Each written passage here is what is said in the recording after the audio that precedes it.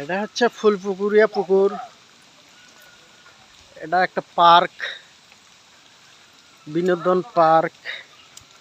আমরা এসেছি আজকে রবিবার 30 তারিখ ফুলপুকুরিয়া বাজারে। এখানে এই পুকুরটা দেখতে এসেছি গাইবান্ধর থেকে। খুব সুন্দর লাগলো, দেখার মতো একটা জায়গা।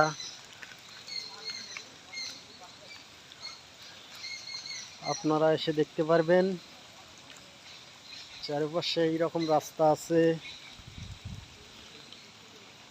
পুকুর আছে। হ্যাঁ দর্শক, আমাদের সাথে থাকুন, আমরা দেখাচ্ছি ফুলপুকুরিয়া পার্ক।